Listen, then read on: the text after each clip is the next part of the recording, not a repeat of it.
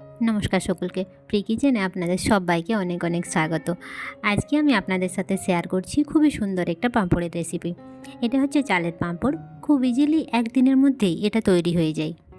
আমি প্রায় 2 গ্লাস মতো চালের আটা নিয়েছি, ছোট গ্লাসের 2 গ্লাস। এই মাপটা 1 গ্লাস চালের গুঁড়োর জন্য 7 গ্লাস জল প্রয়োজন। আমি 2 গ্লাস মতো চালের গুঁড়ো নিয়েছিলাম ছোট গ্লাসে, সেই ছোট গ্লাসটাতেই আমি 14 গ্লাস মতো জল দেব। প্রথমে আমি প্রায় 12 গ্লাস মতো জল দিয়েছি, পরে আমি আবার জল অ্যাড করব 2 গ্লাস মতো। আমি ঠান্ডা জলেই চালের গুঁড়োটা গুলে নিয়ে তারপর গ্যাস জ্বালিয়ে বসিয়ে দিয়েছি। খুন্তির সাহায্যে ক্রমাগত এইভাবে নাড়তে থাকতে হবে, না হয় তলায় লেগে যাবে। খুব সহজেই প্রায় 20 মিনিটের মধ্যেই এটা তৈরি হয়ে যাবে। দেখুন মিশ্রণটা অনেকটা গাঢ় হয়ে এলো।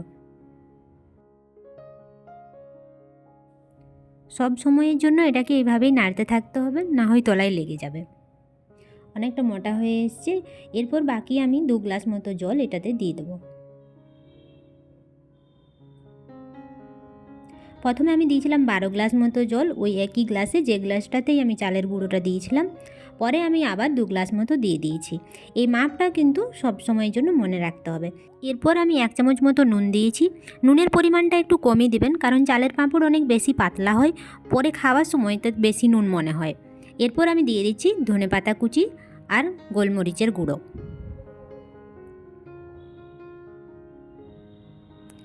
কিছুক্ষণ ফুটতে দিয়ে আমি এর মধ্যে দিয়ে দিচ্ছি কিছুটা চিলি ফ্লেক্স। প্রায় 20 মিনিট মতো হয়ে গেছে, অনেকটাই ব্যাটারটা ঘন হয়ে এসছে। এরপর আমি গ্যাস বন্ধ করে এটাকে ঠান্ডা হওয়ার জন্য রেখে দেবো। ঠান্ডা হলে এর ঘনত্বটা আরও একটু বেড়ে যাবে। দেখুন আমি এই মতো একটা ঘন ব্যাটার তৈরি করে নিয়েছি। এরপর এটাকে ঠান্ডা হওয়ার জন্য রেখে দেবো।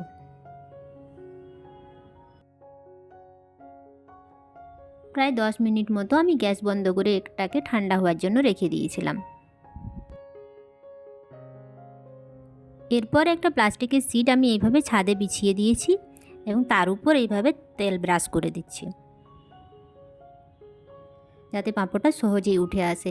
এরপর 2 চামচ এরকমভাবে দিয়ে হালকা হালকা করে চামচের সাহায্যে ঘুরিয়ে নেব।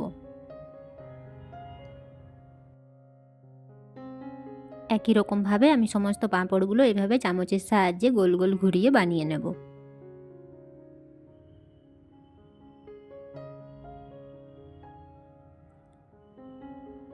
প্রায় সমস্ত পাঁপড় বানানো আমার হয়ে গেছে। দেখতেই পাচ্ছেন এটা কত সুন্দর লাগছে দেখতে। একদিনের মধ্যে প্রায় এটা শুকিয়ে যাবে।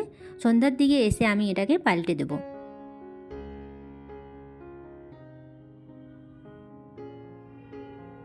বিকালবেলাতে এসেছি, দেখুন কত সুন্দরভাবে পাঁপড়গুলো শুকিয়ে গেছে। পাঁপড়গুলোকে আমি একটা একটা করে ছাড়িয়ে নিচ্ছি। পাল্টে নিয়ে কালকে আর একটু রোদে আমি রেখে দেবো।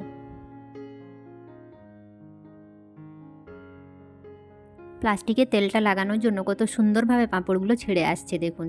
এগুলো খুবই পাতলা আর এত দারুণ খেতে হয় না, একবার না বানিয়ে দেখলে আপনারা বিশ্বাস করবেন না। সমস্ত পাঁপড়গুলো আমি পাল্টে দিয়েছি। এরপর কালকে আমি আরেকটু হালকা রোদে রেখে দেব।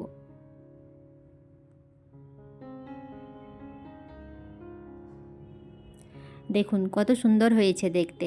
এটা প্রায় পুরোটাই শুকিয়ে গেছে।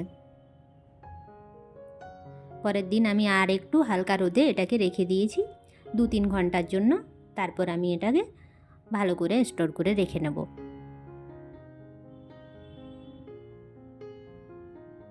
সমস্ত পাঁপড় আমার তৈরি হয়ে গেছে।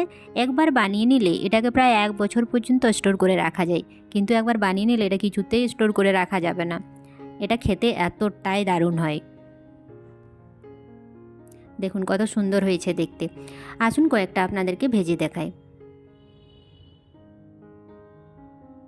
কড়াই গরম করে আমি তেল দিয়ে দিয়েছি।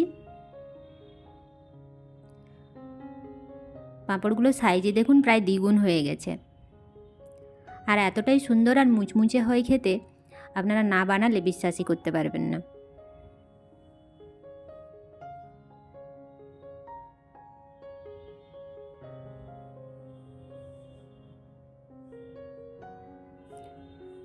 ভাতের সাথে বা চায়ের সাথেও বিকালে আপনারা খেতে পারেন। দেখতেই পাচ্ছেন এটা কত সুন্দর হয়েছে, একেবারে মুচমুচে।